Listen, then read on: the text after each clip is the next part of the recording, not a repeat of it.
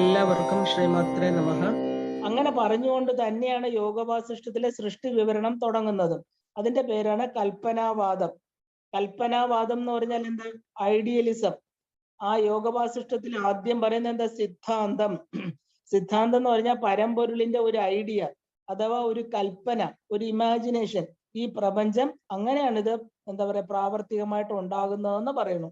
അപ്പൊ പ്രപഞ്ചത്തിന്റെ മനോഹരമായിട്ടുള്ള ഈ നിർമ്മിതി ബ്രഹ്മത്തിന്റെ മനസ്സിലേ ഉണ്ടാവുള്ളൂ. വേറെ എവിടെയെങ്കിലും നിന്നാണോ ഇത് വന്നത്?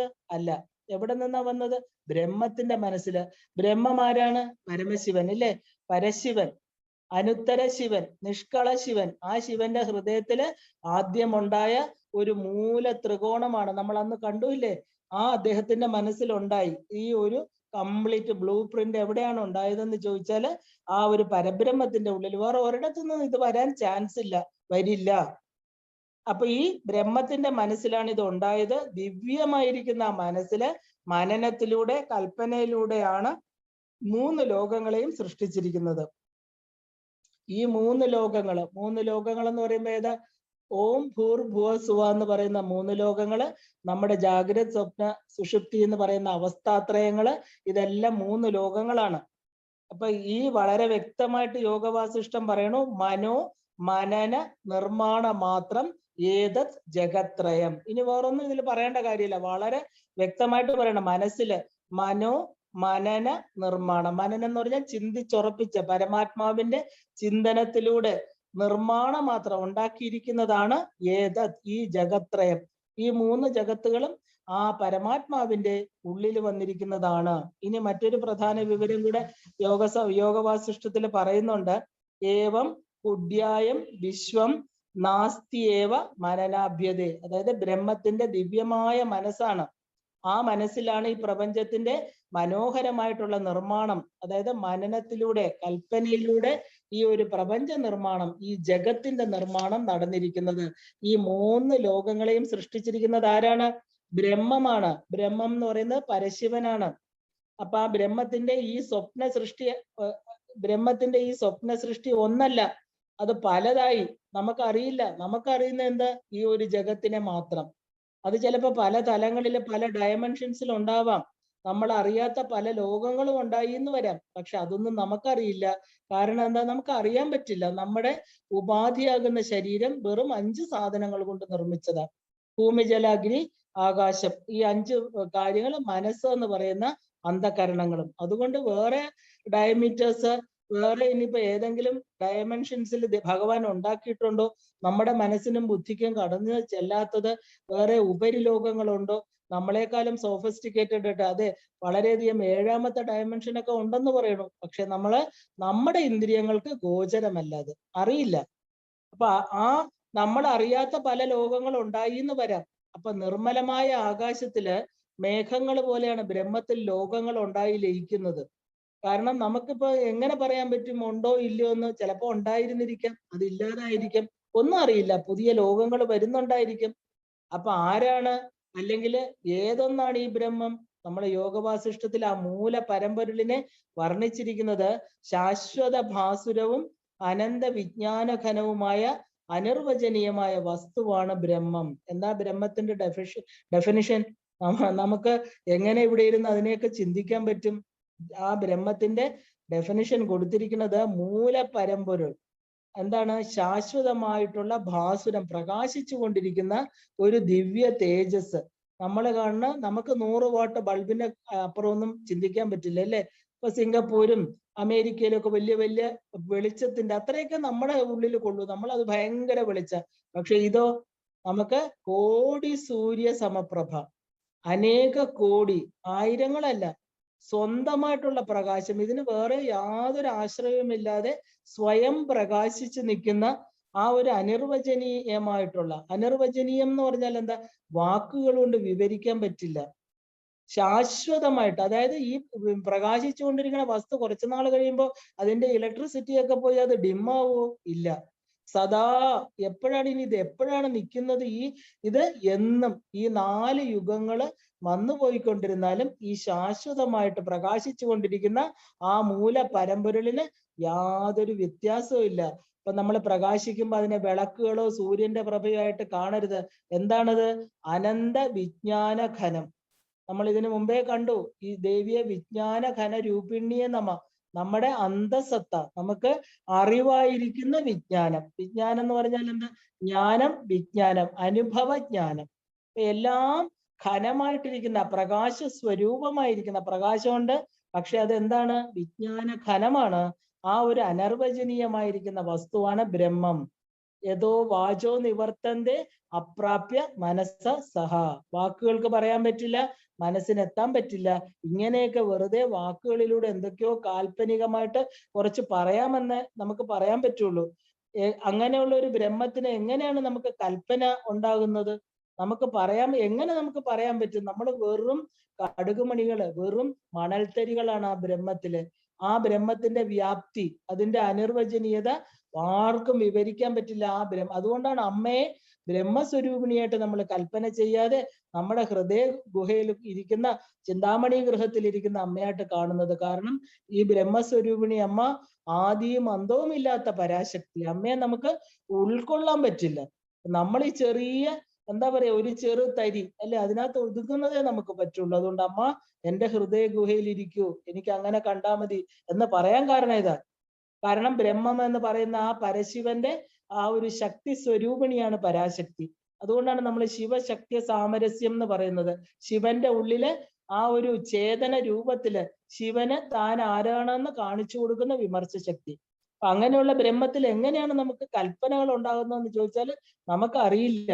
ആ ആശയം അഥവാ ആ ഐഡിയേഷൻ എന്നുള്ള പ്രേരണ എവിടെ നിന്നാണ് എന്ന് ചോദിച്ചാൽ ഇതൊന്നും അറിയില്ല. അതിനകത്ത് തന്നെ ഉണ്ടായിരുന്നു എന്ന് വേണം നമ്മൾ അനുമാനിക്കാൻ. ഇതെല്ലാം അനുമാനങ്ങളാണ് അല്ലെ. അനന്തമായിരിക്കുന്ന ആത്മതത്വത്തിന്റെ സത്താണത്.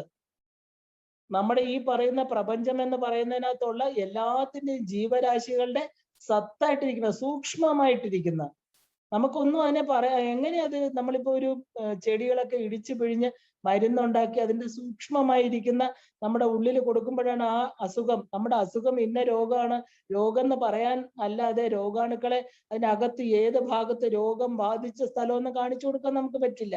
യഥാർത്ഥമായിട്ട് ഇന്ന വൈറസ് ഇന്ന ഭാഗത്തെ ആക്രമിക്കണം, ഇല്ലെങ്കിൽ കിഡ്നിക്ക് തകരാറ്, രക്തത്തിലെ പ്രശ്നം, ഇങ്ങനെ നമ്മുടെ സപ്തധാതുക്കളിലുള്ള രോഗങ്ങൾ കണ്ടുപിടിച്ചിട്ട് നമ്മുടെ ശരീരമാകുന്ന ടോട്ടാലിറ്റിയിൽ നമ്മൾ മരുന്ന് കൊടുക്കണം.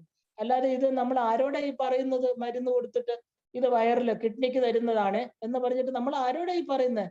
നമ്മുടെ ഉള്ളിൽ ഒരു ചേതനനുണ്ട്, ചേതനാശക്തി, ഒരു വിജ്ഞാന ഘന രൂപത്തിലിരിക്കുന്ന പ്രകർഷേണ എല്ലാവരുടെയും ബുദ്ധിയെ പ്രകാശിപ്പിക്കുന്ന എല്ലാ അറിവുകളുടെയും സത്തയായിട്ടിരിക്കുന്ന ഒരു ഈശ്വരൻ ഉള്ളത് കൊണ്ടാണ് ചുമ്മാ ഗുളിക എടുത്ത് വിഴുങ്ങും. അത് പനിക്കാണോ നമുക്ക് തന്നെ അറിയില്ല അല്ലെ. ഏതെങ്കിലും ഒരു ഗുളിക എടുത്ത് വിഴുങ്ങിയിട്ട് നമ്മൾ പറയും അതിനാണ്. അത് ആര് തീരുമാനിച്ച് ആ അംഗത്തിൽ എത്തിക്കണു?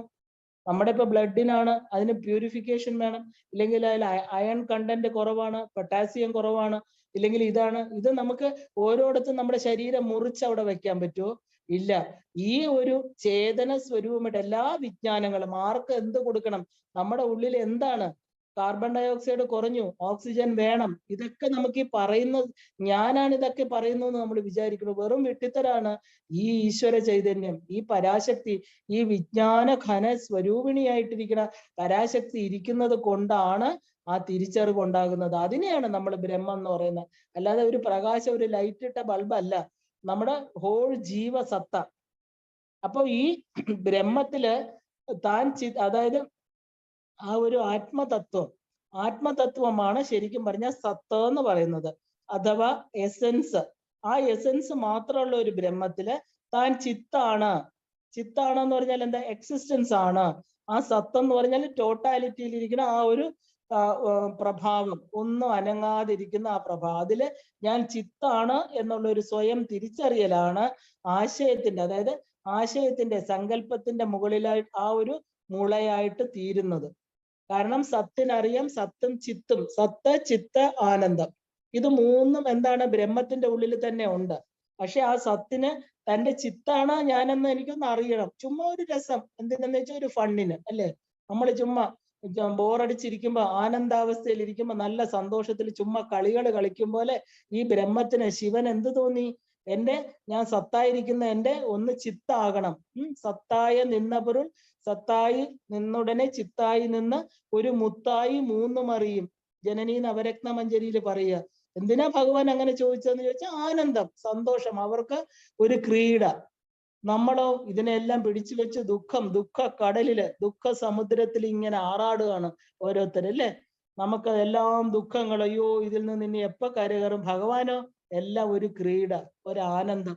അദ്ദേഹത്തിന് സത്ത്, അത് ചിത്ത് എൻ്റെ ഉണ്ടെന്നൊന്ന് അറിയണം. ഒരു കളിക്ക് വേണ്ടിയിട്ട് ഈ അനേക കോടി ബ്രഹ്മാണ്ടങ്ങളെ ഉണ്ടാക്കി. ഒന്ന് ആലോചിച്ച് നോക്കൂ. അഥവാ ഈ തന്നെ, അതായത് സത്താകുന്ന എസൻസ് മാത്രമുള്ള ബ്രഹ്മത്തില് എനിക്ക് ചിത്താണ് എന്നൊരു ഉന്മുഖത്വം, അതായത് ഞാൻ ഉണ്ട്, എനിക്കൊന്ന് അറിയണമല്ലോ ഞാൻ എങ്ങനെ ഇരിക്കുന്ന ഒരു തോന്നല്, ആ ബോധം അഥവാ ഒരു സ്വയം തിരിച്ചറിയലാണ് ഈ ആശയത്തിന്റെ സങ്കല്പത്തിന്റെ മുളയായിട്ട്. അതിനാണ് ഇച്ഛാശക്തി എന്ന് പറയുന്ന മുള, അതിന്റെ അങ്കുരം എവിടുന്ന് വന്നു. ഇപ്പൊ നമ്മളൊരു കടല വിത്തല്ലേ, ഒരു പയറ് വിത്ത് എടുത്തു കഴിഞ്ഞാൽ അതിന്റെ മുളയുണ്ടോ? ഇല്ല. നമ്മളത് വിത്തായിട്ട് കാണും, നമ്മൾ അതിനെ വെള്ളത്തിലിട്ട് വേവിച്ച് കഴിക്കണം, ഇല്ലേ? പക്ഷെ ഇതിനെ ഒരു അനുകൂല സാഹചര്യത്തിൽ മണ്ണിലിട്ടാലോ, അതിന് വെളിച്ചവും ചൂടും വെള്ളമൊക്കെ കൊടുക്കുമ്പോൾ അതിനെന്ത് ചെയ്യും? അതിനകത്തൊരു അങ്കുരം ഉണ്ടായിരുന്നു, ഒരു മുള. ആ മുള പൊടിച്ചത് വേറൊരു ചെടിയായിട്ട് തീരും. അതുപോലെ ഈ പ്രപഞ്ചമായി തീരാനുള്ള ഒരു മുള, ഒരു ആഗ്രഹം ഈ പറയുന്ന സത്തിന്റെ ഉള്ളിൽ ഉണ്ടായിരുന്നു എന്നർത്ഥം. അപ്പൊ ആ സങ്കല്പം അതൊന്ന് തിരിച്ചറിയണം എന്നുള്ള ഒരു സങ്കല്പമാണ് ആദ്യത്തെ മുളയായിട്ട് തീരുന്നത്. ഇവിടെ ബ്രഹ്മത്തിന്റെ നിർവചനം നമ്മൾ ഒന്ന് ശ്രദ്ധിക്കണം. കാരണം അത് വസ്തുവല്ല, അത് ആകൃതിയോ വ്യവസ്ഥയോ ഒന്നുമല്ല. അതെന്താണ്? ഒരു സാരം അഥവാ ഒരു എസൻസ് എന്ന് പറയണു. അനന്തസ്യ ആത്മതത്വസ്യ സത്ത സാമാന്യ രൂപം എന്നാണ് അതിനെ പറയുന്നത്. നമ്മൾ സത്താമാത്ര ശരീരം എന്ന് പറയില്ലേ വിഷ്ണുവിന്? എന്താണ് സത്താമാത്ര ശരീരം? അത് എന്താണെന്ന് ചോദിച്ചു കഴിഞ്ഞാൽ എല്ലാത്തിൻ്റെയും സാരമായിട്ടിരിക്കുന്ന അനന്തം. അനന്തം എന്ന് പറഞ്ഞാൽ ഇൻഫിനിറ്റ് എന്നർത്ഥം. ആത്മതത്വസ്യ സത്ത, സത്ത എന്ന് പറഞ്ഞാൽ ടോട്ടാലിറ്റിയിൽ ഇരിക്കുന്ന പൂർണ്ണത്വം, ആ സാമാന്യ രൂപം, ആ സത്ത സ്വരൂപം, അനന്തമായിരിക്കുന്ന ആ ഒരു എസൻസ്, ആത്മതത്വത്തിന്റെ മൂലസത്ത. ഇവിടെ സത്ത എന്നാല് അർത്ഥം പറയുന്നത് സാരം, സാമാന്യം എന്നാല് നിസ്സാരം. അപ്പൊ സാമാന്യ സ്വരൂപം, സത്തായിരിക്കുന്ന സാമാന്യ രൂപം, എന്നാല് സത്തായതും സാമാന്യമല്ലാത്തതുമായ രൂപം എന്ന് വേണം നമ്മൾ അർത്ഥം എടുക്കാനായിട്ട്. അതെന്താണ് ആ രൂപം?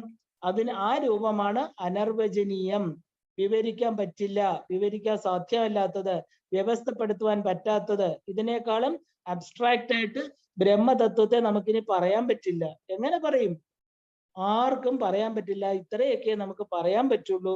ബ്രഹ്മത്തിന് തൻ്റെ ഉള്ളില് ആ ചിത്തിനെ അറിയാനായിട്ട് ഒരു ഉന്മുഖത്വം, ആദ്യ പ്രേരണ അഥവാ അങ്കുരം, ഇതിനെയാണ് നമ്മള് പരമ്പൊരുളിന്റെ ആശയം അഥവാ സങ്കല്പം എന്ന് പറയുന്നത്. ഇങ്ങനെയൊക്കെ പറയാൻ പറ്റൂ. കാരണം ഇതിന്റെ ശ്ലോകങ്ങളൊക്കെ വായിച്ചാൽ നമ്മൾ പേടിച്ചു പോകും. കടിച്ചാൽ പൊട്ടാത്ത വാക്കുകളും സാൻസ്ക്രിറ്റിൽ നമുക്ക് ഒരിക്കലും മനസ്സിലാക്കി എടുക്കാൻ പറ്റില്ല. അപ്പൊ അതിന്റെ ആ ഒരു വിവരണങ്ങളിൽ നിന്ന് വളരെ ലൈറ്റായിട്ടാണ് ഞാനിത് എഴുതിയിരിക്കുന്നത്. കാരണം ഇത്രയും ഇതിൽ കൂടുതൽ ലൈറ്റാക്കാൻ പറ്റില്ല.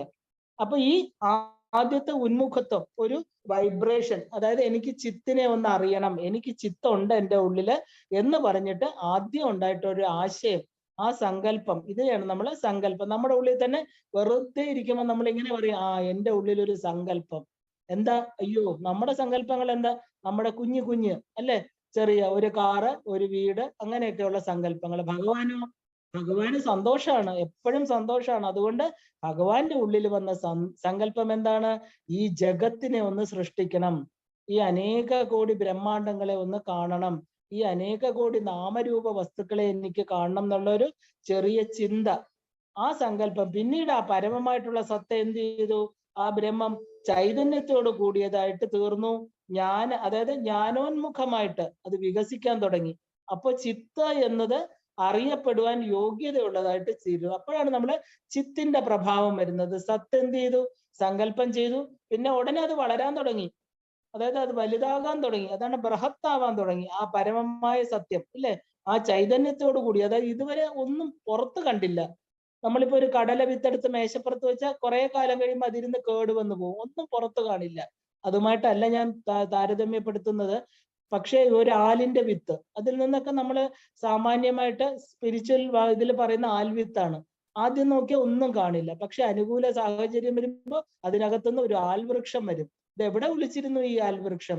അതിന് ഇത്ര കൊമ്പുകൾ, ഇത്ര ചില്ലകള്, അനേകായിരം ഇലകൾ എത്ര കാലം നിലനിൽക്കണം, അതിൽ എത്ര പൂക്കൾ വരണം, സകലതും അതിന്റെ DNA ഉൾക്കൊള്ളിച്ചിരുന്നു ആൽവിത്തിനുള്ളില്. ഇതാരാണ് ഉണ്ടാക്കി വെച്ചത്? അത് ഈശ്വരന്റെ നിശ്ചയമാണ്.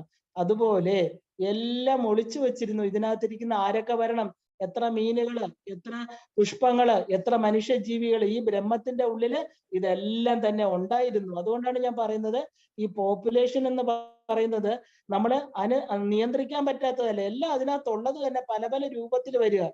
അതിപ്പോ പോപ്പുലേഷൻ കൂടുന്നു എന്ന് പറയുന്നത് എന്താ? കുറെ ആളുകൾക്ക് ജന്മം കിട്ടാതിരുന്നവർ വീണ്ടും ഉള്ളതേ ഉള്ളൂ. ഏത് യുഗത്തിലും ഇല്ലാത്തവരില്ല. അതിന്റെ അർത്ഥം എന്താ? നമുക്ക് മരണം കഴിയുമ്പം ഈ വ്യക്തിത്വത്തിനെ മാച്ചു കളയാൻ പറ്റില്ല, അതാണ് അർത്ഥം. ശരിക്കും പറഞ്ഞാല് നമ്മൾ വിചാരിക്കണം മരിച്ചു കഴിഞ്ഞ് ഞാനില്ല, എന്ത് സുഖമല്ലേ, ഒന്നും അറിയണ്ട. മരിച്ചു കഴിയുമ്പോ ഞാനില്ലല്ലോ, പിന്നെന്താ, എന്ത് വേണമെങ്കിലും ഇപ്പൊ കാണിച്ചിട്ട് എനിക്ക് ഇറങ്ങിപ്പോ. അല്ല, ഈ 4 യുഗത്തിലും നമ്മളുണ്ട്. അപ്പൊ പിന്നെ ഇപ്പൊ മര്യാദയ്ക്ക് ഇരുന്നാലല്ലേ പറ്റുള്ളൂ. 4 യുഗത്തിൽ ഒരു രക്ഷയില്ല, യാതൊരു വിധത്തിലുള്ള മാറ്റവും ഇല്ലാതെ ഇതിനകത്തുണ്ടായ എല്ലാ ജീവജാലങ്ങളും ബ്രഹ്മത്തിന്റെ ഉള്ളിലുണ്ട്. ആ കുക്ഷിക്കകത്തുണ്ട്. ഓരോ യുഗങ്ങളിലും പല പല നാമരൂപങ്ങളിലൂടെ അത് പുറത്തു വരും. മനുഷ്യനായിട്ട്, ഗന്ധർവനായിട്ട്, എന്താ പറയുക, യക്ഷഗന്യര ഗന്ധർവന്മാരായിട്ട്, ചാരണന്മാരായിട്ട്, സിദ്ധപുരുഷന്മാര്, ഏത് രൂപത്തിൽ വരണമെന്ന് പറയാൻ പറ്റില്ല. അവനവന്റെ ജ്ഞാനത്തിന്റെ എവല്യൂഷൻ അനുസരിച്ച് വരും. അപ്പൊ ഞാൻ എന്നുള്ളത് ഒരിക്കലും ഇല്ലാതാകുന്നില്ല. നമ്മുടെ ഈ ശരീരം കാണാതെ പോകുമ്പോൾ നമ്മൾ എന്ത് വിചാരിക്കുന്നു? നമുക്ക് പണ്ടൊക്കെ ആത്മഹത്യ ചെയ്യാൻ പ്രേരിപ്പിക്കുന്ന എന്താ? പ്രശ്നങ്ങൾ വരുമ്പോ നമ്മൾ വിചാരിക്കണം ഞാനങ്ങ് മരിച്ചു കഴിഞ്ഞാൽ പ്രശ്നം തീരും. എത്രയോ പേര് പറയുന്നത് നമ്മൾ കേട്ടിട്ടില്ലേ? ഞാനങ്ങ് മരിച്ചേക്കാം, പ്രശ്നം തീരുമല്ലോ. എവിടെ പ്രശ്നത്തിന്റെ തുടക്കം? അത് ഈ മരണം, ഈ ആത്മഹത്യ. ആത്മാവിനെ ഹനിക്കാൻ പറ്റുമോ? ന ഹന്യതേ ഹന്യമാനേ ശരീരേ ന്യായം ഭൂത്വ ഭവിത വാനഭൂയക അജോ നിത്യ. ഇത്രയും കേട്ട് കഴിഞ്ഞാൽ പിന്നെ എന്താ? ഈ ആത്മാവിനെ ഹനിക്കാൻ പറ്റില്ല, വെള്ളം കൊണ്ട് നനയ്ക്കാൻ പറ്റില്ല, തീയിൽ ചുടാൻ പറ്റില്ല. ഈ ആത്മാവിനെയാണോ ഞാൻ ഹനിക്കുന്നു പറയുന്നത്? ആത്മഹത്യ, ആത്മാവിനെ ഹനിക്കാൻ പറ്റില്ല. ഈ ശരീരത്തെ മാത്രമേ നമുക്ക് ചുമ്മാ അവിടുന്ന് അതിഭീകരമായിരിക്കുന്ന, ഏറ്റവും ക്രൂരമായിരിക്കുന്ന പാപകർമ്മങ്ങൾ, ഈശ്വരൻ തന്ന ശരീരത്തെ നമ്മൾ ഇല്ലാതാക്കുക. അതിന്റെ പാപം അനേക കോടി ജന്മങ്ങളിലൂടെ മുതലയായിട്ടും പാറ്റയായിട്ടും ജലന്തിയായിട്ടും വിഷജന്തുക്കളായിട്ടും വന്നിട്ട് ആ പാപം തീർന്നിട്ട് പിന്നെ പാപം ഇല്ലാത്ത ജന്തുക്കളെങ്കിലും ആവാൻ പറ്റും. അപ്പൊ ആത്മഹത്യയെ കുറിച്ച് ചിന്തിക്കേ വേണ്ട. അപ്പൊ മരിക്കുമ്പോഴും രക്ഷയില്ല. ഈ ശരീരം മാത്രമേ കാണാതാവുന്നുള്ളൂ. പാപങ്ങളും പുണ്യങ്ങളും ചെയ്ത മറ്റേ സാധനം നമ്മുടെ കയ്യിൽ തന്നെ വെച്ചേക്കും. അതിന് ഈ പറഞ്ഞ പഞ്ചാര, ഒരു പ്രസവം മുറിക്കാത്ത ഒരുപാട് കുഞ്ഞുങ്ങൾ, സാർ എപ്പോഴും പറയുന്ന ഉദാഹരണമാണ്. ഒരു 10, 20, 70 സ്ത്രീകൾ പ്രസവിച്ച നവജാത ശിശുക്കളെല്ലാം ഒരുപോലെ ഇരിക്കും. പക്ഷെ ഉടനെ എന്ത് ചെയ്യും? പ്രസവിച്ച അമ്മയുടെ പേരെഴുതി ഒരു ടാഗ് കുഞ്ഞിന്റെ കയ്യിൽ കെട്ടും. ഇത് ഇന്ന അമ്മയുടെ ഇന്ന കുഞ്ഞ്, ആൺകുട്ടി പെൺകുട്ടി എന്ന് പറഞ്ഞ. കാരണം എന്താ? കുട്ടികൾ തമ്മിൽ മാറിപ്പോവും. വളരുമ്പോഴേ അച്ഛനമ്മമാരുടെ ഛായ വരുള്ളൂ. ജനിക്കുമ്പോ എല്ലാ കുഞ്ഞുങ്ങളും ഒരുപോലെ ഇരിക്കും. അതുപോലെ ഈ നാമരൂപങ്ങൾ, നമ്മൾ മനുഷ്യരെന്ത് ചെയ്യണു? പലരും മരിച്ചു പോണില്ലേ? അവരുടെ വെളിയിൽ കാണുന്ന സ്ഥൂല രൂപം നഷ്ടപ്പെടുന്നു. അപ്പൊ ഭഗവാൻ എന്ത് ചെയ്തു? ഉടനെ തന്നെ സ്ഥൂല ശരീരത്തിൽ ഒരു ടാഗ് വെച്ചു. എന്ത്? നിങ്ങളുടെ കർമ്മഭാണ്ഡം, നിങ്ങളുടെ വാസനാമയ ശരീരം നമ്മുടെ ഓരോരുത്തരുടെയും അതുമായിട്ട് ടാഗ് ചെയ്തിട്ട് ഒരു കാലം തെറ്റത്തില്ല. അങ്ങനെ പേടിക്കേ വേണ്ട. എപ്പോ വന്നാലും അത് നമുക്ക് തന്നെ സൂക്ഷിച്ചു വെച്ചിട്ട് തരും. കാലക്രമേണ അത് മറന്നു പോവുകയോ, നമ്മളൊക്കെ ആണെങ്കിൽ കുറെ കാര്യങ്ങൾ മറന്നു പോകും മനുഷ്യരല്ലേ. പക്ഷെ പ്രകൃതി എന്താണ്? എല്ലാം സൂക്ഷിച്ച് ഭഗവാന്റെ ഉള്ളിൽ തന്നെ വെച്ചിട്ട് എപ്പോ വരണോ അപ്പോഴും നമ്മുടെ കയ്യിൽ പിടിപ്പിച്ചു തരും. കൊച്ചു കുഞ്ഞായിട്ട് ജനിച്ച ഉടനെ 13 നിരീക്ഷകരാണ് നമുക്കുള്ളത്. 8 പ്രകൃതിയിലും ബാക്കിയുള്ള 5 പേര് നമ്മുടെ കൂടെ കൊണ്ടുവരുന്നവരും. ഈ 5 പേരും ഒരു ഗർഭസ്ഥ ശിശു എപ്പോ പുറത്തു വരുന്നു, നമ്മൾ ഇനി ലളിതാ സഹസ്രനാമത്തില് ഡീറ്റെയിൽഡ് ആയിട്ട് കാണും. ഈ പറഞ്ഞ 13 പേര് നമുക്ക് നിരീക്ഷണത്തിലാണ്. നമ്മള് നിസ്സാര ആൾക്കാരൊന്നുമല്ല. കംപ്ലീറ്റ് എന്താ പറയാ, പോലീസ് നിരീക്ഷണത്തിൽ ഇരിക്കണവരാണ് നമ്മൾ. CCTV നമുക്ക് ഉള്ളിൽ തന്നെ വെച്ചിട്ടുണ്ട്. നമുക്ക് പ്രത്യേകിച്ച് CCTVയുടെ ആവശ്യമില്ല. മാത്രമല്ല പ്രപഞ്ചത്തിലെ 13 CIDകള് നമ്മളെ നിരീക്ഷിച്ചുകൊണ്ടിരിക്കുകയാണ്. എവിടെ പോവാന്? എവിടെ ഒളിച്ചു പോകാൻ പറ്റും? ആലോചിച്ച് നോക്കൂ, നമുക്ക് എവിടെ ഒളിക്കാൻ പറ്റും?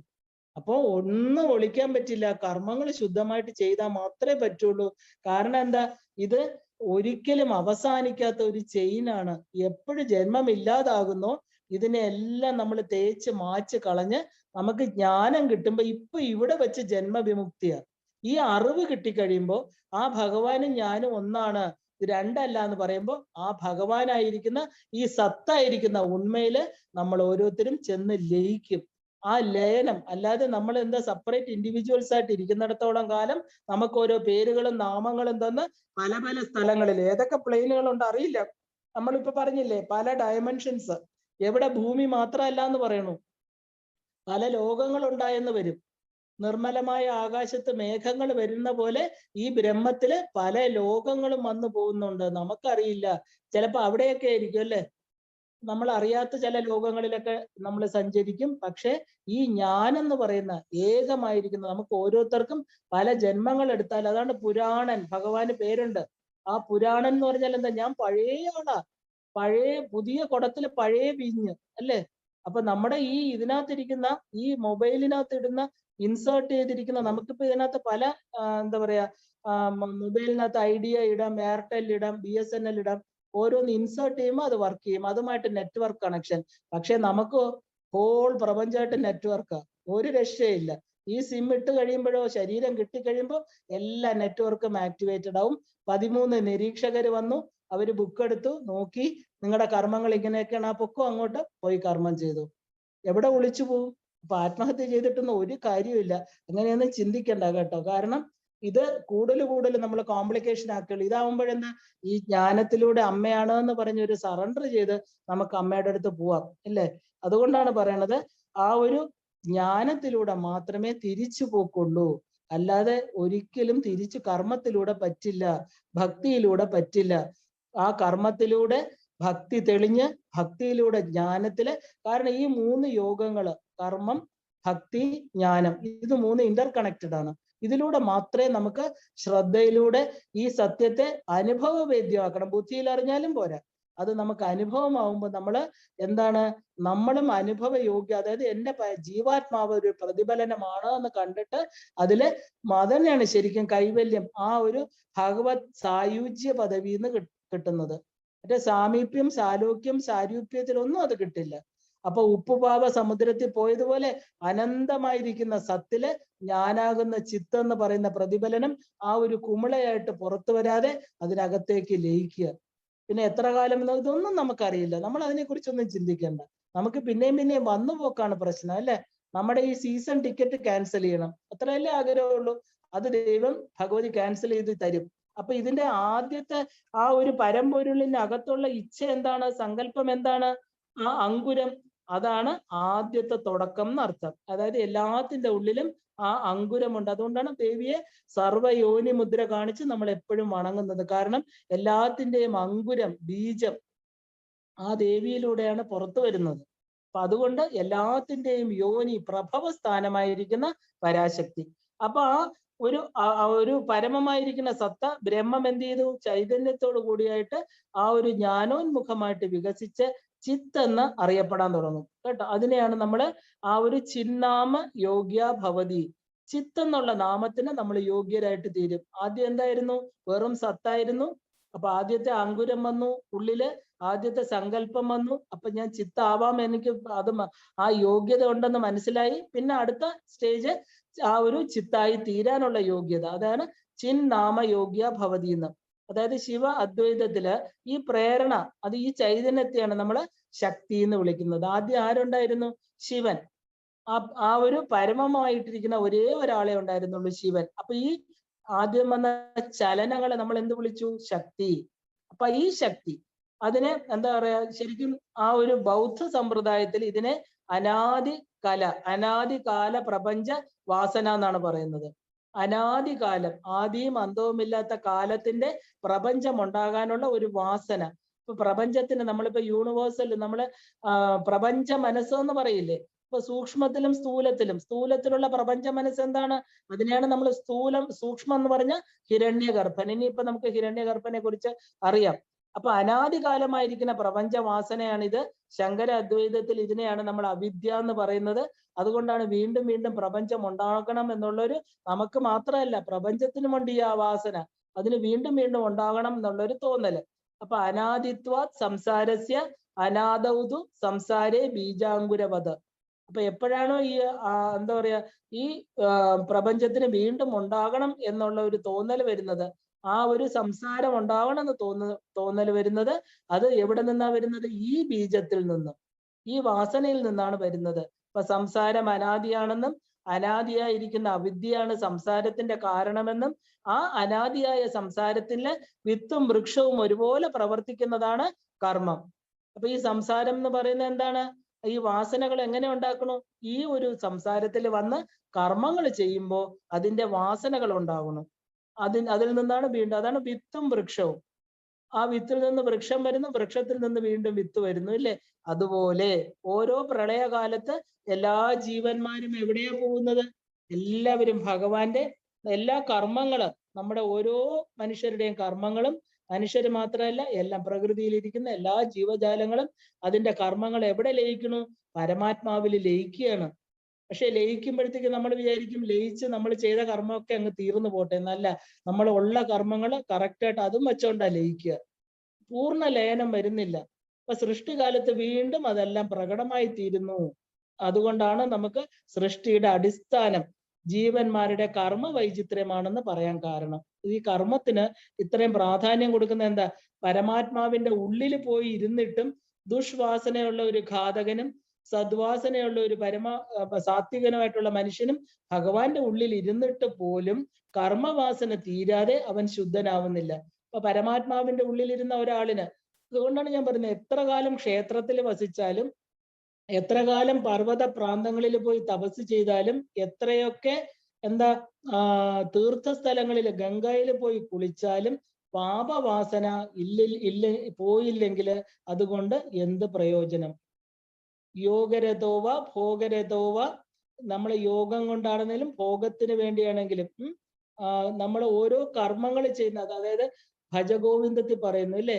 യെസ്, അതിന്റെ ചില വാക്കുകൾ ഞാൻ മറന്നുപോയി. അത് യോഗരഥോവ ഭോഗരഥോവ സംഗരഥോവ സംഘവിഗീനഹ യസ്യ രമതേ ചിത്തം നന്ദതി നന്ദതി. അതായത് എവിടെയാണോ മനസ്സ് ഭഗവാനിലെ ലയിക്കാതെ, ഭഗവാനെ ചിന്തിക്കാതെ വേറെ കർമ്മങ്ങള്, നമ്മളെ ശരീരം കൊണ്ട് ചെയ്യുന്ന കർമ്മങ്ങള്, എവിടെയൊക്കെ ഭഗവാനെ അന്വേഷിച്ചു പോയാലും, ശങ്കരാചാര്യര് ശിവാനന്ദ ലഹരിയിൽ അവസാനം പറയുന്നുണ്ട്, ഓരോ ചെയ്ത കർമ്മങ്ങള്, അല്ലയോ ഭഗവാനെ എന്നോട് ക്ഷമിക്കണേ, രൂപമില്ലാത്ത അങ്ങയെ ഞാൻ രൂപത്തിൽ കണ്ടു, തീർത്ഥസ്ഥലങ്ങളിൽ അന്വേഷിക്കേണ്ടാത്ത അങ്ങയെ ഞാൻ അങ്ങയെ ലിമിറ്റ് ചെയ്തു, എല്ലായിടത്തും വ്യാപിച്ചു കിടക്കുന്ന അങ്ങേക്ക് ഞാൻ രൂപം കൊടുത്തു, ഈ പാപങ്ങളൊക്കെ ഞാൻ എവിടെ കൊണ്ടുവയ്ക്കും ഭഗവാനെ എന്ന് ശിവനോട് ചോദിക്കുന്നുണ്ട്.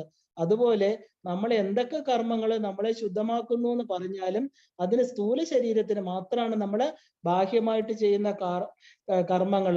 അപ്പൊ യസ്യ ചിന്തതി രമന്തേ ചിത്തം, ഏത് മനസ്സാണോ ഭഗവാനില് ലയിച്ച് ചിന്തിച്ചുകൊണ്ട് സന്തോഷമായിട്ടിരിക്കുന്നത് അവിടെ മാത്രമേ പൂർണ്ണ ലയനം സംഭവിക്കുള്ളൂ. ഇത് വളരെ നന്നായിട്ട് മനസ്സിലാക്കിയാൽ നമുക്ക് ലളിതാ സഹസ്രനാമത്തിന്റെ ഓരോ വാക്കുകളും നമ്മളെ ഈ സംസാരത്തിൽ നിന്ന് മുക്തി തരുന്നതാണ്. കാരണം എന്താ? കർമ്മങ്ങൾ പരമാത്മാവിൽ ലയിക്കും എന്നാണ് നമ്മൾ വിചാരിച്ചിരിക്കുന്നത്. അപ്പൊ പരമാത്മാവിന്റെ ഉള്ളിൽ ഇരുന്നിട്ട് കർമ്മം ലയിക്കില്ല എന്ന് മനസ്സിലാകുമ്പോൾ അവനവന്റെ കർമ്മം അവനവൻ തന്നെ ലയിപ്പിച്ച് തീർക്കണം. അപ്പൊ അതിനെന്ത് വേണം? ഈ പരമാത്മാവിന്റെ ഉള്ളിൽ നിന്ന് വീണ്ടും സൃഷ്ടികാലത്ത് അതെല്ലാം പ്രകടമാകും. അതുകൊണ്ട് സൃഷ്ടിയുടെ അടിസ്ഥാനം എന്താ? എന്തിനാണ് ഈ സൃഷ്ടി എന്ന് ചോദിച്ചാല് ജീവന്മാരുടെ കർമ്മ വൈചിത്ര്യമാണ്. നമ്മൾ ചെയ്തിരിക്കുന്ന വിചിത്രമായിരിക്കുന്ന കർമ്മങ്ങളിൽ നിന്ന് മുക്തി തരാനാണ് ഭഗവാൻ ജഗത് സൃഷ്ടി നടത്തുന്നതെന്ന് അർത്ഥം. അങ്ങനെയാണ് തന്ത്രശാസ്ത്രം പറയുന്നത്. അപ്പൊ ഈ പറയുന്ന ജീവന്മാരുടെ കർമ്മ വൈചിത്ര്യമാണെന്നും ജീവന്മാർ അവരുടെ കർമ്മങ്ങള് അനാദിയാണ്. ശങ്കര ഭഗവത്പാദര് ബ്രഹ്മസൂത്രത്തിൽ പറയുന്നുണ്ട്. കാരണം ഇവരൊരിക്കലും ഈ കർമ്മ ശൃംഖലയിൽ നിന്ന് മുക്തരാവുന്നില്ല. കർമ്മം ചെയ്യുന്നു, വീണ്ടും കർമ്മത്തിൽ കുടുങ്ങുന്നു അല്ലെ? ആ ഒരു വിശൃംഖല, ഒരു ശൃംഖല പോലെ നമ്മള് നമ്മുടെ കർമ്മം തന്നെയാണ്, ഈ ജീവന്മാരുടെ കർമ്മമാണ് ഈ പറയുന്ന സൃഷ്ടിക്ക് അടിസ്ഥാനം എന്ന് പറയുന്നുണ്ട്. അപ്പൊ ഈ കർമ്മങ്ങൾ എന്താ? അനാദിയാണ്. അപ്പൊ ഈ യോഗവാസിഷ്ടത്തില് തനിക്കൊരു ചിത്തുണ്ട്, ചേതനാ സ്വരൂപമാണെന്ന് തിരിച്ചറിവാണ് സൃഷ്ടികൽപ്പനയുടെ കാരണം. എന്നാൽ അത് എന്തിനാണ്, എങ്ങനെയാണ് ഇങ്ങനെ ഒരു തിരിച്ചറിവ് ഉണ്ടാകുന്നത് എന്നതിനൊന്നും മറുപടി തന്നിട്ടില്ല. കാരണം മനുഷ്യ ബുദ്ധിക്ക് അത് നിരക്കുന്നതല്ല, തരാൻ പറ്റില്ല. തനിക്ക് ചിത്തുണ്ടെന്ന് ഭഗവാൻ എപ്പോ തോന്നി? ഈ ഒരു വലിയ ബൃഹത്തായിരിക്കുന്ന ബ്രഹ്മത്തിന് ചിത്തുണ്ടെന്ന് എപ്പോ തോന്നി? ആ ചേതനാ സ്വരൂപമാണെന്ന് തിരിച്ചറിവ് എപ്പോഴാണ് സൃഷ്ടികൽപ്പന തുടങ്ങിയത്? ഇതൊക്കെ എങ്ങനെ നമുക്ക് പറയാൻ പറ്റും? പറയാൻ പറ്റില്ല. അപ്പൊ ആ തിരിച്ചറിവുണ്ടാകുന്നത് എപ്പോഴും നമുക്കറിയില്ല, അത് അവ്യക്തമാണ്. അപ്പൊ ഒരു കാര്യത്തിന് ഒരു കാരണം വേണം അല്ലെ? അപ്പൊ ഇതിനാണ് നമ്മൾ ഇതൊരു ലോജിക്കാണ്, അഥവാ നിർബന്ധം പോലും ആ ഒരു സൃഷ്ടിക്ക് ശേഷം ഉണ്ടാകുന്ന പ്രപഞ്ചതലത്തിന്റെ വ്യവസ്ഥതയാണ്. കാരണം പ്രപഞ്ചം ഉണ്ടായി കഴിഞ്ഞുള്ളതേ നമുക്ക് പറയാൻ പറ്റൂ, അതിന് മുമ്പുള്ളത് നമുക്ക് പറയാൻ പറ്റില്ല. കാരണം അതിന് നിർബന്ധം പിടിച്ചിട്ട് കാര്യമില്ല. കാരണം കാര്യത്തിന് കാരണത്തെ അന്വേഷിക്കാൻ പറ്റില്ല. കാരണം എന്ന് പറയുന്നത് നമ്മുടെ ആ ഒരു ബുദ്ധിക്ക് ഒതുങ്ങുന്നതല്ല. അപ്പൊ അതുകൊണ്ട് സൃഷ്ടിക്ക് ശേഷം ഉണ്ടാകുന്ന പ്രപഞ്ചത്തിൽ ഒരു ലോജിക് ഉണ്ട്, അതിനെ നമുക്ക് പറയാം. എങ്ങനെയാണ് ജഗത് സൃഷ്ടി ഉണ്ടായത്, അത് എങ്ങനെയാണ് ഇവിടെ നിലനിൽക്കുന്നത്, അതൊക്കെ നമുക്ക് പറയാൻ പറ്റും.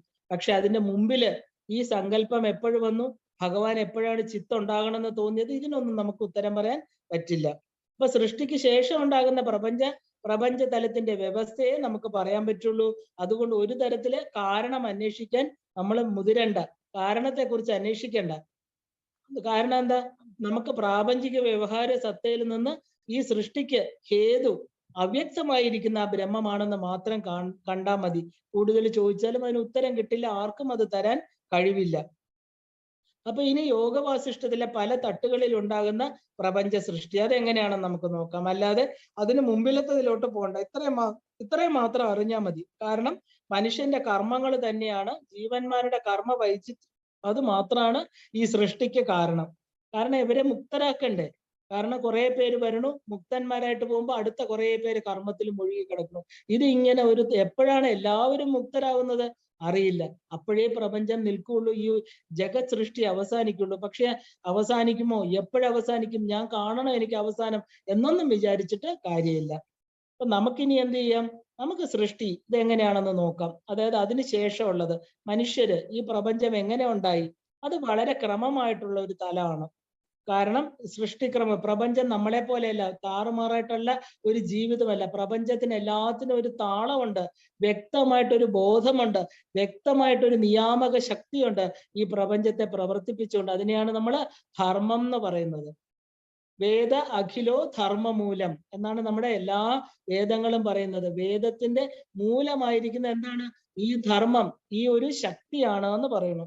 അപ്പൊ പ്രപഞ്ച സൃഷ്ടി എങ്ങനെയാണെന്ന് ചോദിച്ചു കഴിഞ്ഞാല് വളരെ ക്രമമായിട്ടുള്ള ഒരു തലം. ബ്രഹ്മത്തിൽ നിന്നുള്ള ഒരു സൃഷ്ടി പുരോഗമിക്കുന്നത് വളരെ ക്രമമായിട്ട് ഒരു താളത്തിലൂടെ പുരോഗമിക്കുന്നു. നമ്മൾ ആദ്യം തന്നെ ഒരു കാര്യം മനസ്സിലാക്കണം. കാരണം എന്താണ്? ആ മനസ്സിലാക്കിയില്ലെങ്കിൽ നമുക്ക് ഇതിനെ മനസ്സിലാക്കാൻ ബുദ്ധിമുട്ടാണ്. അതുകൊണ്ടാണ് പറയുന്നത് ഈ ക്രിയേറ്റീവ് പ്രോസസ്, ഈ ക്രിയേഷൻ, ഈ ഒരു ക്രിയേറ്റീവ് പ്രോസസ് എന്ന് പറയുമ്പോൾ ആ പറയുന്നതിൽ തന്നെ ഒരു പൊരുത്തക്കേടുണ്ടല്ലേ? ഈ പ്രപഞ്ച നിയമങ്ങൾക്കെല്ലാം തന്നെ വളരെ ക്രമത്തിൽ നിശ്ചയിക്കപ്പെട്ട ഒരു രീതിയിലാണ് ഉണ്ടാകുന്നത്. നിശ്ചയമായിരിക്കുന്ന ഒരു വ്യവസ്ഥാപിതമായിട്ടുള്ള ഒരു ക്രമമാണ് ഈ പ്രകൃതിയുടെ ഒരു പ്രധാന ഘടകം അല്ലെ? എന്ന ഉദാഹരണത്തിന് നമുക്ക് ഋതുക്കൾ നോക്കാം.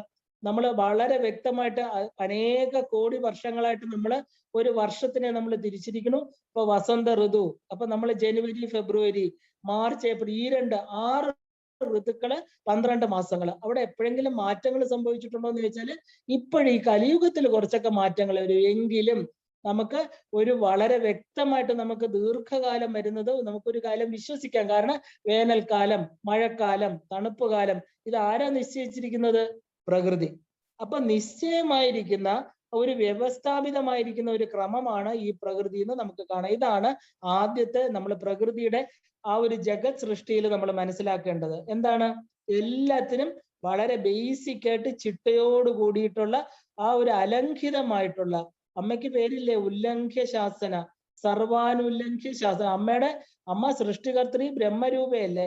ഈ കംപ്ലീറ്റ് ഉണ്ടാക്കിയതിന് അമ്മയുടെ ആ അധ്യക്ഷത്തിൽ ഉണ്ടാകുന്നതിന് എന്തെങ്കിലും മാറ്റം ഉണ്ടാവുമോ? എല്ലാം വളരെ കൃത്യമായിട്ട് എല്ലാത്തിനും വ്യക്തമായിട്ടൊരു കർമ്മ പദ്ധതി ഉണ്ട് എന്നർത്ഥം. അതാണ് വ്യവസ്ഥാപിതമായിരിക്കുന്ന ഒരു ക്രമം. ഈ പ്രകൃതിയുടെ ഒരു പ്രധാന ഘടകം അത് തന്നെയാണ്. താറുമാറായിട്ട് ക്രമം തെറ്റി ഒന്നും ഈ പ്രപഞ്ച ഘടനയിലില്ല.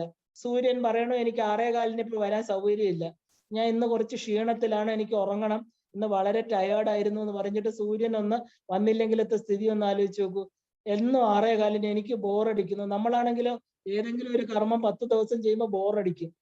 എന്താ ഈ ബോറടിക്കുക? സെയിം കാര്യങ്ങൾ ആവർത്തന വിരസതയോടെ ചെയ്യുമ്പോൾ നമുക്ക് ചെയ്യുന്നതിൽ താല്പര്യമില്ല. നമ്മുടെ പാഷൻ, നമ്മുടെ ഇഷ്ടകർമ്മങ്ങളല്ല ചെയ്യുന്നത്. ഏതെങ്കിലും ഇഷ്ടമുള്ള കാര്യത്തിൽ നമുക്ക് ബോറടിക്കുമോ? ആലോചിച്ച് നോക്കൂ. എല്ലാവരും ചിന്തിച്ചു നോക്കിയാൽ അറിയാം, ഇഷ്ടകർമ്മങ്ങൾ ചെയ്യുമ്പോൾ സമയം പോകുന്നത് നമ്മൾ അറിയില്ല. പക്ഷെ ഇഷ്ടമില്ലാത്തത് ചെയ്യുമ്പോഴോ അങ്ങനെ വലിച്ചഴച്ച് സമയം നമ്മൾ കുട്ടികളെ ചിലരെ പഠിക്കാൻ പറയുമ്പോൾ അവർക്ക് അത് പഠിക്കാനായിരിക്കില്ല ഇഷ്ടം, നമ്മുടെ നിർബന്ധത്തിനായിരിക്കും അത് പഠിക്കുന്നത്. അവരിങ്ങനെ കഷ്ടപ്പെട്ട് എപ്പോഴാ സമയം തീർന്നു എന്ന് നോക്കിയിരിക്കും, ബുക്ക് അടച്ചിട്ട് എണീറ്റ് ഓടും. നമ്മളും അതുപോലെയാ. നമ്മളെ ഇഷ്ടമില്ലാത്ത, ഇപ്പൊ നമുക്ക് കിട്ടുന്ന ജോലി നമുക്ക് ഇഷ്ടപ്പെട്ടതല്ലെങ്കിൽ, നമ്മുടെ ഉദ്യോഗം ഇഷ്ടപ്പെട്ടതല്ലെങ്കിൽ എല്ലാം നമ്മൾ ടയേർഡാവും, മനസ്സ് വളരെയധികം ദുഃഖിക്കും. നമ്മുടെ മനസ്സ് അതുമായിട്ട് ഇഴുകിച്ചേരില്ല. അത് എപ്പോഴും തീരുന്നു എന്ന് കാത്തിരിക്കും തീരാൻ.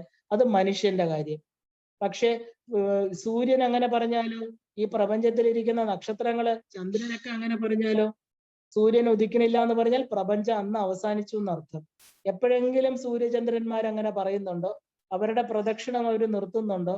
അവര് സ്ഥിരമായിട്ട് ഭൂമി അതിന്റെ സ്വന്തം അച്ചുതണ്ടിൽ കറങ്ങിക്കൊണ്ടേയിരിക്കുന്നു. ഈ സൗരയൂഥത്തിലെ നക്ഷത്രങ്ങളും താരാജാലങ്ങളും ആ പ്രകൃതിക്ക് നിശ്ചിതമായിരിക്കുന്ന എത്ര കോടി വർഷങ്ങളായിട്ട് അവർ ചെയ്യണു. അവർക്ക് ഒരു മടുപ്പില്ല, ഇല്ലേ? ഈ അഷ്ടദിക്പാലകര്, ഈ 8 ദിക്കുകളെയും കാത്തുകൊണ്ടിരിക്കുന്ന ഇന്ദ്രൻ, അഗ്നി, യമൻ, വരുണൻ, നിര്യതി, വായു, എല്ലാവരും അവരുടെ കർമ്മങ്ങള് ശുദ്ധമായിട്ട്, എന്തുകൊണ്ടാ അത്? അവര് ഈശ്വര പ്രേരിതങ്ങളാണ്. അവര് നമ്മൾ കണ്ടു 25 ഫോർട്ടിലൂടെ പോകുമ്പോൾ അവരുടെ ഓരോ നഗരങ്ങള്, അവര് ലളിതാ പരമേശ്വരി എന്ന് പറയുന്ന ആ പ്രപഞ്ചേശ്വരിയെ, സൃഷ്ടാവിനെ മനസ്സിൽ വിചാരിച്ച് പൂർണ്ണ സമർപ്പണത്തോട്, അവർക്ക് വേറെ ഒന്നുമില്ല, അവരുടെ കർമ്മം ശുദ്ധമാണ്. ദേവന്മാര് ചെയ്യുന്ന കർമ്മങ്ങളെല്ലാം അവർക്ക് വേണ്ടിയിട്ടല്ല, പ്രപഞ്ചത്തിന് വേണ്ടി. അമ്മയാണ് ഈ പ്രപഞ്ചം ഉണ്ടാക്കിയിരിക്കുന്നത്, അവിടെ എല്ലാം നല്ലത് വരണം എന്നുള്ള ശുദ്ധമായിരിക്കുന്ന സങ്കല്പത്തോടു കൂടി അവർ പ്രവർത്തിക്കുന്നു. അതുകൊണ്ട് അവർക്ക് മടുപ്പില്ല. നമുക്കോ, നമ്മൾ എന്തിനോ വന്നു, എവിടെയോ പോണു, എന്തൊക്കെയാ ചെയ്യേണ്ടത് ഒന്നും അറിയില്ല. ഒന്നും ഏതെങ്കിലും ഒരു ദിവസത്തെ കാര്യമെങ്കിലും ചിട്ടയായിട്ട് നമുക്ക് ചെയ്യാം. ഇന്ന് നമുക്ക് സാധന ചെയ്യണം, നന്നായിട്ട് എനിക്ക് മെഡിറ്റേഷൻ ചെയ്യണം, ഇല്ലേ? അന്ന് വേറെ എന്തെങ്കിലും ആവശ്യം വന്നു, കംപ്ലീറ്റ് അന്നത്തെ ഹോൾ ഡേ കഴിഞ്ഞിട്ട് പറയും എനിക്ക് ഒരു ദിവസം വെറുതെ പോയി. അങ്ങനെ ഈ പ്രപഞ്ചത്തിൽ ഏതെങ്കിലും വസ്തു വിചാരിക്കുന്നുണ്ടോ? അങ്ങനെ വിചാരിച്ചാൽ ഈ പറയുന്ന പ്രപഞ്ചത്തിലെ, സൃഷ്ട പ്രപഞ്ചത്തിലെ ജീവജാലങ്ങളുടെ സ്ഥിതി എന്താവും? അതുകൊണ്ടാണ് പറയുന്നത് ഈ യൂണിവേഴ്സൽ ഡയമെൻഷൻസ് എന്ന് പറയുന്ന പ്രപഞ്ച ഘടനയില് എന്താ പറയുക, താറുമാറായിട്ട് ക്രമം തെറ്റി. ഇന്നിപ്പോ ക്രമം തെറ്റി മഴ പെയ്യണു, എന്താ? മനുഷ്യന്റെ പ്രവൃത്തികൾ കൊണ്ട്, അല്ലെ? ഓസോൺ ലെയറിന് സുഷിരം വീഴുകയും പ്രപഞ്ചത്തെ മലിനമാക്കുന്നതുകൊണ്ട് മഴയൊക്കെ ക്രമം തെറ്റി വരുന്നു, ചുഴലിക്കാറ്റുകൾ വരുന്നു. പ്രപഞ്ചത്തെ ആ പഞ്ചഭൂതങ്ങളെ നമ്മളെ വളരെയധികം ദുഷിപ്പിച്ചുകൊണ്ടിരിക്കുക. അതുകൊണ്ടാണ് ക്രമം തെറ്റുന്നത്. അല്ലെങ്കിൽ അവർക്ക് ക്രമം തെറ്റില്ല. അവർക്ക് ആര് കൊടുത്തു ഈ ചേതന? ഒന്ന് ചിന്തിച്ചു നോക്കൂ. അവർക്ക് എന്തെങ്കിലും അറിയാവോ? ഈ വായുവിന്, ഈ ജലത്തിന്, ഈ സൂര്യചന്ദ്രന്മാർക്ക്, ഈ അഗ്നിക്ക് അവർക്ക് എന്തറിയാം? എല്ലാം ഈശ്വരേച്ഛ, എല്ലാം പ്രപഞ്ചത്തിന്റെ, അവരുടെ ഉള്ളിൽ തന്നെ ആ ചേതന അവർക്കുണ്ട്. എന്താ ചെയ്യേണ്ടത്, എങ്ങനെ വേണം? കാറ്റ് വീശാൻ നമ്മൾ പറയണോ? അത് കൊടുങ്കാറ്റാവണമെങ്കിൽ എന്താ? അത് ആ പ്രപഞ്ചത്തിന് അതിന്റെ പുറകിൽ ഒരു ശക്തിയുണ്ട്.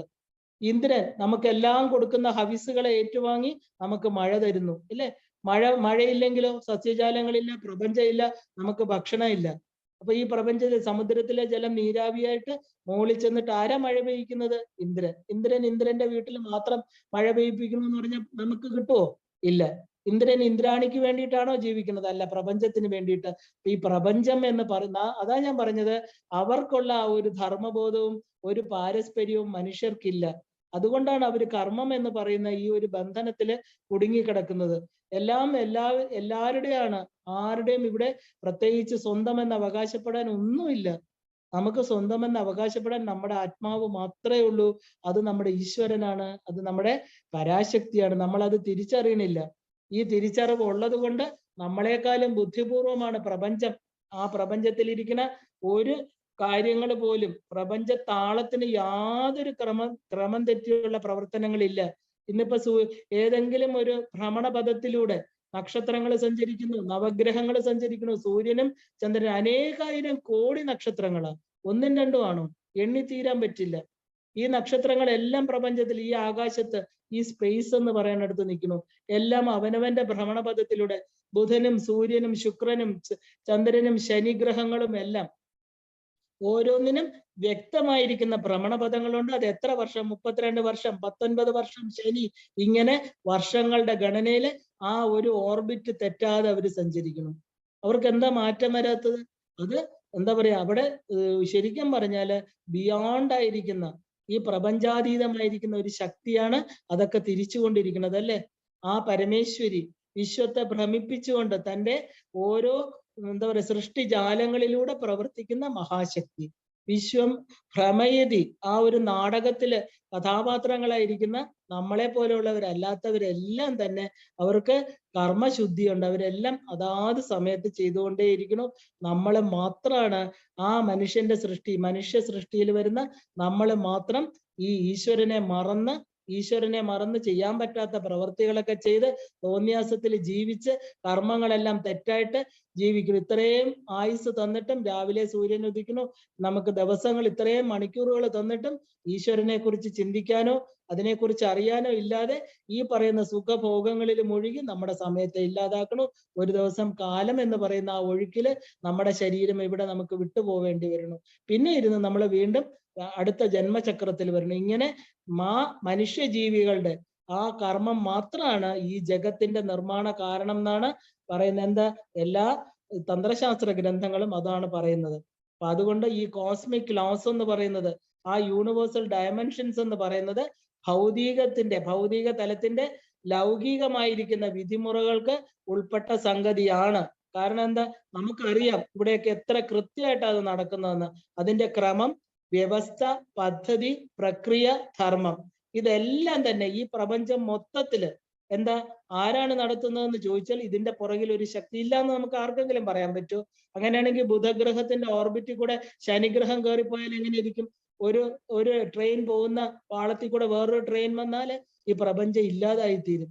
എല്ലാം വ്യക്തമായിട്ട് നമ്മൾ എന്താ പറയില്ലേ, എന്ത് പെർഫെക്റ്റ് എന്ന് പറയില്ലേ, ആ പെർഫെക്റ്റ് ആയിട്ട് ഈ പ്രപഞ്ചത്തിലെ എല്ലാ വ്യവസ്ഥകളും നടത്തിക്കൊണ്ടു പോകണം. അതിനെയാണ് നമ്മൾ ക്രമം, വ്യവസ്ഥ, പദ്ധതി, ആ ഒരു പ്രക്രിയ, ധർമ്മം. ആ പ്രപഞ്ചം ഇതുവരെ, അതായത് ഇനി പ്രപഞ്ചം തന്നെ ആ ഒരു ഉണ്ടായിട്ടില്ലാത്ത സ്ഥിതിയിൽ ഈ പ്രയോഗങ്ങൾക്കൊന്നും ഒരു പ്രസക്തിയില്ല. കാരണം ഈ 5 കാര്യങ്ങളും എന്താ, പ്രപഞ്ചത്തെ ബേസ് ചെയ്താ പറയുന്നത്. കാരണം ഈ കോസ്മിക് ലോസ് എന്ന് പറയുന്ന യൂണിവേഴ്സൽ ഡയമെൻഷൻസ് ഭൗതിക തലത്തില് ലൗകികമായിട്ടിരിക്കുന്ന, ലൗകികം എന്ന് പറഞ്ഞാൽ ലോകത്തെ സംബന്ധിച്ച വിധിമുറകൾക്ക് ഉൾപ്പെട്ട സംഗതിയാണ്. അതുകൊണ്ടാണ് നമ്മൾ ഇത് അറിഞ്ഞിരിക്കണം എന്ന് പറയുന്നത്. ഈ പ്രപഞ്ചത്തില് എല്ലാം തന്നെ പ്രപഞ്ച ഘടന എന്ന് പറയുന്നത് തന്നെ ആ വിശ്വേശ്വരിയുടെ, ആ പരാശക്തിയുടെ ഇച്ഛയ്ക്കനുസരിച്ച് പെർഫെക്റ്റ് ആയിട്ട് നടത്തുന്നു. കാരണം അവർക്ക് സ്വധർമ്മം എന്ന് പറയുന്നത്, അവർക്ക് സ്വധർമ്മവും പരധർമ്മവും ഒന്നുമില്ല. അവരെല്ലാം ഈ ഭഗവതിയുടെ ഇഷ്ടത്തിനനുസരിച്ച് പ്രവർത്തിച്ചുകൊണ്ടേയിരിക്കുന്നു. അപ്പൊ ഈ എന്താ പറയാ, ഇത് നമ്മൾ നന്നായിട്ട് മനസ്സിലാക്കിയാൽ തന്നെ നമുക്ക് ഒരുപാട് വ്യത്യാസം വരും. ഈ ബ്രഹ്മം എന്ന് പറഞ്ഞാല് അനിർവചനീയമായിരിക്കുന്ന ആ ഒരു അനിർവചനീയ തത്വത്തിനും അതിന്റെ ജഗത് സൃഷ്ടി എന്ന പ്രക്രിയയ്ക്കും നമ്മുടെ വ്യാവഹാരിക തലത്തില് നമുക്ക് അറിയാനും വിലയിരുത്താനും വേണ്ടിയിട്ടാണ് മഹത്തുക്കള് ഈ സൃഷ്ടിയുടെ വ്യവസ്ഥകള്. ഇപ്പൊ നമ്മൾ കേട്ടില്ലേ, ഈ വ്യവസ്ഥകൾ നമുക്ക് പറഞ്ഞു തന്നിരിക്കുന്നത്. അതിന്റെ ഓരോ തലങ്ങൾക്ക് എന്തൊക്കെയാണ് പേരുകൾ കൊടുത്തിരിക്കുന്നത് നമുക്ക് ആലോചിക്കാം. അതായത് ഓരോ തലത്തിനും വ്യത്യസ്തമായ പേരുകൾ കൊടുത്ത് നമുക്ക് മനസ്സിലാക്കി തരിക. കാരണം ഏറ്റവും വലിയ ചെറിയ പാർട്ടിക്കിളായ ആറ്റം മുതൽ ആ ഒരു സബ് അറ്റോമിക് പാർട്ടിക്കിൾസ് ഒക്കെ ഉണ്ട്, ആ ഒരു സ്ട്രിംഗ് തിയറി വരെ ഉണ്ട്. പക്ഷെ അവിടെ മുതൽ അണു മുതൽ ബ്രഹ്മാവ് വരെയുള്ള എല്ലാ ജീവികളെയും എങ്ങനെയാണ് സൃഷ്ടിക്കുന്നത്, ആ സൃഷ്ടി എങ്ങനെ നടക്കണമെന്ന് സൃഷ്ടിക്ക് ശേഷമുള്ള, അതിന് മുമ്പുള്ളത് നമുക്കറിയില്ല. ആ 36 തത്വങ്ങളെ ആ ശബ്ദത്തിലൂടെ, ഈ എന്താ പറയാ, ആ ഒരു നാദത്തിന്റെ തലവും നമ്മുടെ മാറ്റർ എന്ന് പറയുന്ന ജഡവസ്തുക്കളുടെ തലവും, ഇത് രണ്ടും പറയാൻ മാത്രമേ നമുക്ക് കഴിയുള്ളൂ. നമുക്കല്ലാതെ അതിന് മുമ്പുള്ളത് പറയാൻ പറ്റില്ല. അപ്പൊ അതിന് വ്യത്യസ്തമായിട്ടുള്ള പേരുകൾ കൊടുത്ത് ആ ഒരു സൃഷ്ടിക്കുള്ള ആഗ്രഹം ഉണ്ടാകുന്നതോടുകൂടിയിരിക്കുന്ന ബ്രഹ്മം, അതായത് സൃഷ്ടിയുടെ ആഗ്രഹം വന്നു, ആ ഇച്ഛ ഉള്ളിൽ വന്ന ബ്രഹ്മം കുറേശ്ശെയായിട്ട് സ്ഥൂല ഭാവത്തിലേക്ക് വികസിക്കാൻ തുടങ്ങുന്നു. എന്നിട്ട് എന്ത് ചെയ്യാ, എന്താണ്, ഒരു ചെറിയ മേഘം, ആകാശത്ത് കാണുന്ന ഒരു ചെറിയ മേഘം വലുതായിട്ട് വലുതായി ആകാശത്തെ മറയ്ക്കണ പോലെ ഘനരൂപത്തിൽ വ്യാപിച്ചുകൊണ്ടേയിരിക്കുന്നു. എന്നിട്ട് എന്താ, ഒരു കാരണ ശരീരം എന്ന് പറഞ്ഞാൽ കോസൽ ബോഡി, അതാണ് നമ്മുടെ ശരീരം. നമ്മുടെ ശരീരത്തിൽ 3 ശരീരങ്ങളുണ്ട് ഇല്ലേ, സ്ഥൂല ശരീരം, സൂക്ഷ്മ ശരീരം, കാരണ ശരീരം.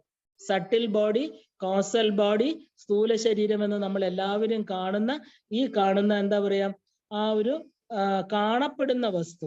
അപ്പൊ അങ്ങനെ 3 ശരീരങ്ങളാണ് നമുക്കുള്ളത്. നമ്മുടെ ഈ ഔട്ട്വേർഡ് ആയിരിക്കുന്ന ബോഡി, നമ്മുടെ കാരണ ശരീരം എന്ന് പറയുന്ന കോസൽ ബോഡി. വളരെ ശ്രദ്ധിച്ചത് മനസ്സിലാക്കണം. എന്നാലേ നമുക്കിനി മുമ്പിലോട്ട് ഈ അർത്ഥപ്രപഞ്ചവും നാദപ്രപഞ്ചവും മനസ്സിലാക്കണമെങ്കിൽ ഇത് നന്നായിട്ട് നമുക്ക് അറിയണം. അപ്പൊ ഈ ഒരു കാരണ ശരീരം, അതായത് ഇപ്പൊ നമ്മൾ കണ്ടു എങ്ങനെയാണ് ആഗ്രഹത്തോടു കൂടിയ ബ്രഹ്മം എന്ത് ചെയ്തു, അതിന്റെ ഒരു ചെറിയ മേഘം വലുതാകുന്ന പോലെ ആദ്യം നമുക്ക് ഒന്നുമില്ലാത്ത അവസ്ഥ, അവിടെ നിന്ന് ഒരു ചെറിയ അങ്കുരം, ഒരു മുളയുണ്ടായി, ഉള്ളില് ആഗ്രഹം ഉണ്ടായി, എന്താ സൃഷ്ടിക്കുള്ള ആഗ്രഹം. ആ ആഗ്രഹത്തിൽ നിന്ന് ആദ്യത്തെ ബിന്ദു രൂപത്തിൽ ഒരു മുള പൊട്ടി അത് സ്ഥൂലഭാവത്തിലേക്ക് വികസിക്കാൻ തുടങ്ങുകയാണ്. ഒരു ചെറിയ മേഘം വലുതായിട്ട് ആകാശത്തെ മറയ്ക്കണ പോലെ ആ ഘനരൂപത്തിൽ വ്യാപിച്ചു വരികയാണ്. എന്നിട്ട് അത് ഒരു കാരണ ശരീരം, അതായത് കോസൽ ബോഡി, കാരണ ശരീരം, അത് സ്വീകരിക്കുക. ആര് സ്വീകരിക്കണം? ഈ ബ്രഹ്മം കാരണ ശരീരത്തെ സ്വീകരിച്ചിട്ട് ഭൗതികമായിട്ടുള്ള ഒരു പരിണാമം, അതായത് സ്വയം ആരംഭിക്കുന്നു. ശരിക്കും പറഞ്ഞ അപ്പൊ ഈ ബ്രഹ്മത്തിന്റെ ആദ്യത്തെ ആ തുടക്കമാണ് നമ്മൾ ഈ ജഗത് സൃഷ്ടിയിൽ ആദ്യം എന്താണെന്ന് ചോദിച്ചാൽ ഇവിടെ വെച്ചാണ് തുടക്കം. കാരണം അകത്തുണ്ടായിരുന്ന മുള, ആ ഒരു ബീജം എന്താണ് സൃഷ്ടി പ്രക്രിയയിലേക്ക് തുടങ്ങുന്നു. അതിനെയാണ് നമ്മൾ ഭൗതികം. അത് ഇതുവരെ അത് ഭൗതികമായിരുന്നോ? അല്ല. പ്രപഞ്ചം ഇല്ലാത്തപ്പോ അതെങ്ങനെയാ ഭൗതികമാവുക? പ്രപഞ്ചം ഒന്നും ഇല്ല. അപ്പൊ ആദ്യത്തെ പ്രക്രിയ എന്ന് പറയുന്നത് ആ ബീജാങ്കുരം. ആ ബീജാങ്കുരം വലുതായി വലുതായി വന്ന് ആ ബ്രഹ്മമായിരിക്കുന്ന സത്തയെ മുഴുവനും മറച്ചുകൊണ്ട് അതിങ്ങനെ വലുതായി വലുതായിട്ട് എന്ത് ചെയ്തു, അതിന് ഒരു കോസൽ ബോഡി, ഈ പ്രപഞ്ചം ഉണ്ടാകാൻ തുടങ്ങുന്ന ശരീരത്തെ, ആ ശരീരത്തിൽ നിന്ന് വേണം ഈ 36 തത്വങ്ങളും വരാൻ. അപ്പൊ അതിനെയാണ് നമ്മൾ കോസൽ ബോഡി, കാരണ ശരീരം എന്ന് പറയുന്നത്. ഈ കാരണ ശരീരം തന്നെയാണ് നമ്മുടെ ഉള്ളില് ഈ പരമാത്മാവ് എന്ന് പറഞ്ഞിരിക്കുന്നത്. അത് തെറ്റിപ്പോവരുത്. കാരണം ഈ കോസൽ ബോഡിയാണ് പരമാത്മാവ്, നമ്മുടെ ജീവാത്മാവ് എന്ന് പറയുന്നതാണ് സട്ടിൽ ബോഡി. ഇത് രണ്ടും തമ്മിൽ ഈ സട്ടിൽ ബോഡി ഇനി എങ്ങനെ വരണമെന്ന് നമുക്ക് നോക്കാം. ആ ഭൗതികമായിരിക്കുന്ന ഒരു പരിണാമം എവിടെ തുടങ്ങണു? ആദ്യത്തെ സൃഷ്ടി, ആ സ്വയം ആരംഭിക്കുക. ഇത് ആരെങ്കിലും പറഞ്ഞിട്ടാണോ? ഇപ്പൊ അവിടെ ആരും ഇല്ല. അപ്പൊ അത് തനിയെ, അതിനകത്തിരിക്കുന്ന ഒരു ചേതന കൊണ്ട് അത് തനിയെ, ഒരു ബലൂൺ നമ്മൾ കാറ്റുകൊണ്ട് വീർപ്പിച്ചാലേ ബലൂൺ വീർക്കുള്ളൂ, അല്ലെ? അവിടെ മനുഷ്യ പ്രേരണ ഉണ്ട്. ഇവിടെയോ സ്വയം, യാതൊന്നിന്റെ സഹായമില്ലാതെ അത് സ്വയം അത് വളർന്ന് വലുതായി ഭൗതിക, അതിനൊരു ശരീരം. കാരണം അത് ഉള്ളത് തന്നെ പൂർണ്ണമായിട്ടിരിക്കുന്ന ശരീരത്തിൽ നിന്ന് ആ പൂർണ്ണത വച്ചുകൊണ്ട് തന്നെ, അതാണ് വളരെ ഇമ്പോർട്ടന്റ്. ആ പൂർണ്ണതയ്ക്ക് ഒരു മാറ്റവും വരുന്നില്ല, അത് അങ്ങനെ ഇരിക്കുക അവിടെ. പക്ഷെ വേറൊരു കാരണ ശരീരത്തെ, മായ പോലെ ഇങ്ങനെ ഒരു കാരണ ശരീരത്തെ, അത് ഒരു കോസൽ ബോഡിയെ സ്വീകരിക്കണം. എന്തിനു വേണ്ടി? ജഗത് സൃഷ്ടിക്ക് വേണ്ടി. അപ്പൊ അത് സ്വയം ആരംഭിക്കുക. ഇതിനെയാണ് this is called the process of material evolution. ഇതിനെയാണ് നമ്മൾ ഭൗതികമായിട്ടുള്ള ലൗകിക, ഈ ഭൗതിക ഭൂമിയുടെ ആ ഒരു ഭൂമി മാത്രമല്ല, ഈ പ്രപഞ്ചത്തിന്റെ ആ 724 ഭുവനങ്ങളുടെ, ബ്രഹ്മാണ്ടങ്ങളുടെ സൃഷ്ടി പ്രക്രിയയിൽ ഇരിക്കുന്ന ആദ്യത്തെ തുടക്കം. Process of material evolution. Material എന്ന് പറഞ്ഞാൽ എന്താ? ലൗകികമായിരിക്കുന്ന മെറ്റീരിയൽ പ്രപഞ്ചം, ഈ വ്യാവഹാരിക സത്ത, അവിടെ നമുക്ക് വ്യവഹരിക്കാൻ പറ്റും. ഇതിന് മുമ്പിലുള്ള കാര്യത്തിലൊന്നും നമുക്ക് അറിയൂല്ല, നമുക്ക് പറയാനും പറ്റില്ല, നമുക്ക് അതിൽ ഉൾക്കൊള്ളാൻ പറ്റുമോ ഇല്ല. പക്ഷെ നമ്മളെല്ലാം ഈ പറയുന്ന വ്യാവഹാരിക സത്തയില് വരുന്ന ഈ ഉണ്ടാകുന്ന ഈ എന്താ പറയാ, ഈ കോസൽ ബോഡിയിലൂടെ ഈ പ്രകൃതി ഉരുത്തിരിഞ്ഞു വരുമ്പോൾ ഇതിനകത്ത് വരുന്നവരെല്ലാം ഉണ്ടായിരുന്നോ എന്ന് ചോദിച്ചാൽ ഉണ്ടായിരുന്നു. എവിടെ ഉണ്ടായിരുന്നു? ഈ പറയുന്ന ബ്രഹ്മത്തിന്റെ ഉള്ളില്. അപ്പൊ നമ്മൾ ഓരോരുത്തരും നമ്മുടെ കർമ്മങ്ങൾ പരിഭാഗപ്പെടാത്തവരും പെട്ടവരും എല്ലാവരും ഈ പറയുന്ന എല്ലാവരും എവിടെ ഉണ്ടായിരുന്നു? അവര് ഇല്ലാന്ന് പറയാൻ പറ്റില്ല. പുതുതായിട്ട് ഒരാളെ ഉണ്ടാക്കിയതല്ല. എല്ലാവരും ഈ സൃഷ്ടി പ്രക്രിയക്ക് മുമ്പ് തന്നെ ആ ഒരു ഭഗവാന്റെ ഉള്ളില്, ബ്രഹ്മത്തിന്റെ ഉള്ളിൽ ഉണ്ടായിരുന്നു. സൃഷ്ടി പ്രക്രിയ എന്ന് പറയുന്ന ആ ഒരു കോസൽ ബോഡി വന്ന് അതിൽ നിന്ന് കാരണ ശരീരത്തിൽ നിന്ന് നമ്മൾ ഓരോരുത്തരും പ്രപഞ്ചമായിട്ട് 36 തത്വത്തിലൂടെ ആ ഒരു സൂക്ഷ്മ ശരീരമാകുന്ന സൂക്ഷ്മ ശരീരം ഉള്ളിൽ വെച്ചുകൊണ്ടുള്ള, ഇതിനെയാണ് നമ്മൾ സ്ഥൂല ശരീരം സ്വീകരിക്കണമെങ്കിൽ എന്താ വേണ്ടത്? ഒരു മൊബൈൽ വർക്ക് ചെയ്യണമെങ്കിൽ ആദ്യം അതിന്റെ അകത്തിടാനായിട്ട് ഒരു ചുമ്മാ ഇങ്ങനെ കണ്ടാൽ മതി, പോരല്ലോ. അത് വെറും ഒരു യന്ത്രമല്ല. അതിനകത്ത് എന്ത് ഇൻസേർട്ട് ചെയ്യണം? നമ്മുടെ ആ ഒരു സൂക്ഷ്മ ശരീരം, അതായത് അതിന്റെ ഒരു സിം ഇൻസേർട്ട് ചെയ്യുമ്പോൾ നമ്മുടെ ഈ കർമ്മങ്ങളെല്ലാം ചേർന്ന് നമ്മുടെ ജീവാത്മാവ് വന്ന് കയറുമ്പോഴാണ് ഈ പറയുന്ന അത്. മറ്റത് വെറും ഒരു കട്ട, വെറും ഒരു കളിപ്പാവ, ഒരു ബൊമ്മ, പഞ്ചഭൂതങ്ങൾ കൊണ്ടുണ്ടാക്കിയ ഒരു ബൊമ്മ, അത്രയേ ഉള്ളൂ. അതിന് എപ്പോ വേണമെങ്കിലും വീണ് ഉടഞ്ഞു പോകാം.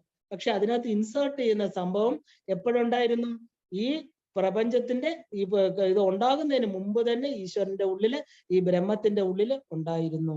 അപ്പൊ ഇതാണ് ഈ പറഞ്ഞ പ്രോസസ് ഓഫ് മെറ്റീരിയൽ എവല്യൂഷന്റെ ആദ്യത്തെ തുടക്കം. എന്താ പറയാ, ഈ സർവഭൂത അന്തരാത്മത്വം എന്നൊക്കെ പറയുന്നത് ഞാൻ ഈ യോഗവാസിഷ്ടത്തില് മാത്രമല്ല, ആ ബ്രഹ്മസൂത്രത്തിലെയും പല പല കാര്യങ്ങൾ കടമെടുത്തിട്ടാണ് ഈ വളരെ എന്താ പറയാ പച്ചവെള്ളം ചേർത്ത് പാലിന്റെ അംശം പോലും ഇപ്പൊ ഇല്ലാതായി തീർന്നിരിക്കുകയാണ്.